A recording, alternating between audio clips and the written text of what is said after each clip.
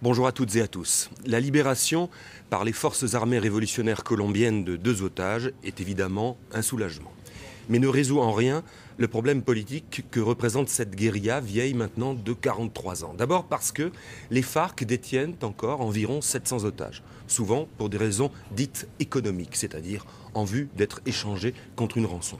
Pour les mêmes raisons, les FARC se livrent aussi au trafic de drogue. Il fallait donc pour elles, pour ces forces révolutionnaires, ravaler la façade et se refaire une sorte de respectabilité. C'est ainsi que l'on peut sans doute interpréter la libération de Clara Rojas et de Consuelo González de Perdomo. Avec nous aujourd'hui, Eduardo Mackenzie, qui est journaliste colombien et qui est également l'auteur d'un ouvrage qui fait maintenant référence, intitulé « Les FARC, l'échec d'un communisme de combat ». Monsieur Mackenzie, bonjour et merci d'être là. Quel peut être l'intérêt aujourd'hui des FARC de relâcher donc ces 2 femmes, sachant donc qu'il y a encore la question d'Ingrid Betancourt et des 700 autres otages dont je viens de parler aux mains des FARC. Quel est l'intérêt aujourd'hui des FARC dans cette opération? Écoutez, les FARC ont dit très clairement qu'il s'agissait d'une opération pour dédommager le président Chavez. Président vénézuélien donc. De Venezuela, parce qu'il avait été offensé, etc., pour Uribe, etc. Alors, il s'agit de calmer un petit peu les mauvaises humeurs de Chavez parce qu'il avait été humilié.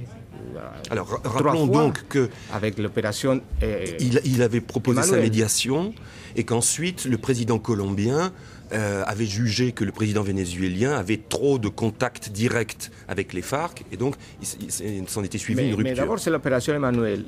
Les FARC avaient proposé la libération de 3 otages, mais au moment où ils lancent cette opération, le 18 décembre, les FARC n'avaient pas dans ses pouvoirs, dans ses mains, l'enfant de Clara Rojas. Et la direction des FARC ignorait qu'un front avait perdu le contact avec l'enfant depuis 2 ans. Ça montre la situation de désorganisation. Même, on peut dire, les FARC sont actuellement au savoir. Alors, ça a gêné l'opération que Chavez avait montée avec un grand effort de publicité, etc. Mais avant, les FARC avaient aussi failli dans l'obligation qu'il avait contrariée avec Chavez de donner les preuves de vie d'Ingrid Betancourt. Jamais Chavez a obtenu les preuves de vie. C'est le président Uribe qui les a données à la presse internationale. Et les FARC jamais ont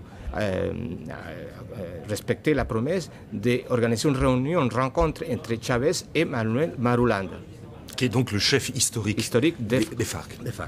Alors, il fallait réparer tout ça, et c'est pour ça qu'ils ont insisté à la libération. Ils ont fait cette opérative hier de libération de Clara Rojas et Consuelo González. Alors maintenant, aujourd'hui, vous me dites, juste avant cette émission, vous me disiez, il ne s'agit pas d'une libération humanitaire. Vous parlez donc d'un dédommagement pour Hugo Chavez. Par rapport au pouvoir colombien, qu'est-ce que cela signifie? Parce qu'on sait que le pouvoir colombien est très ferme sur la question des otages. Oui. En même temps, la population colombienne, elle, aimerait qu'on arrive à un dénouement de tout ça. Oui, mais la population soutient Uribe dans sa politique de fermeté vis-à-vis des FARC. Même ceux qui ont un parent ou un proche détenu comme otage? La preuve, c'est l'attitude de la maman de Clara Rojas, qui jamais a insulté, jamais a lancé des griffes contre Uribe. Ce qui n'est pas le cas de la famille d'Ingrid Betancourt. Exactement. C'est la politique contraire. Et le comité de soutien d'Ingrid Betancourt a accusé Uribe d'être le principal responsable, même pas à égalité avec les FARC, mais le principal responsable de la sort d'Ingrid Betancourt. Ça, c'est complètement hallucinant. Et je crois que ça a joué un rôle négatif dans l'affaire Ingrid Betancourt.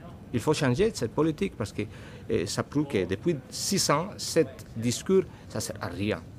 Alors, l'opération d'hier, ce n'était pas un acte humanitaire, c'est une opération politique adressée à double tranchant, on peut dire, vis-à-vis de Chavez pour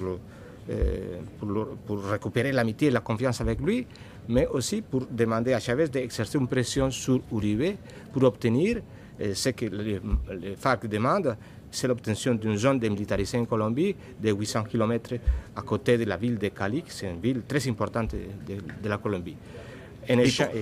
Pourquoi cette zone? Je veux dire par là, politiquement, ça a quel sens cette zone? C'est un but en soi? Oui, parce que les FARC rêvent avec la partition de la moitié de la Colombie. Ils ont demandé à plusieurs reprises, il y a quelques années déjà, la division de la Colombie. Ils ont dit au gouvernement, ils aspirent à que la classe politique colombienne accepte ça un jour. C'est-à-dire une partition de la Colombie. Donner aux FARC la moitié du territoire sud de la Colombie. Et dans cette moitié, la capitale de ce pays FARC serait Cali. C'est pour ça qu'ils ont fait des efforts pour établir un certain terror dans la ville. Ils ont échoué, mais ils voudraient aussi obtenir une démilitarisation dans 2 villages qui sont à côté de Cali.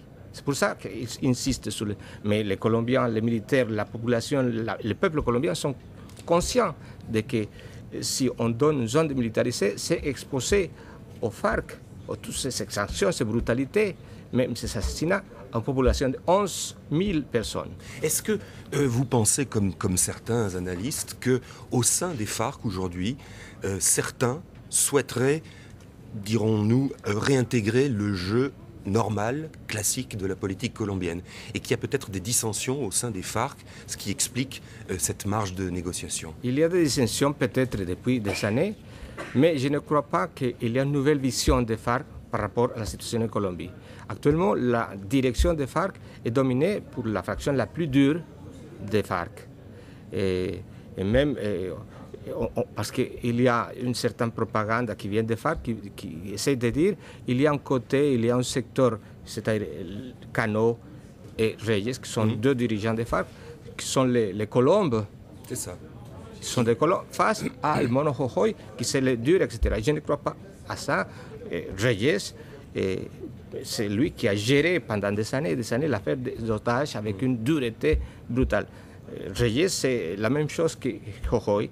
Alors, pour le moment, c'est vrai que Chavez exerce une pression, essaye de convaincre les FARC de terminer avec la lutte armée et se lancer dans l'aventure politique. Ouais. Mais ce n'est pas un débat que les FARC ont terminé. Ils sont en train de discuter ça. Et je crois que la ligne la plus dure continue. À avoir le pouvoir. Merci M. Mackenzie, merci d'avoir été avec nous aujourd'hui. Vous êtes sur France 24, français, anglais et arabe l'après-midi. Bonne journée et merci de votre attention.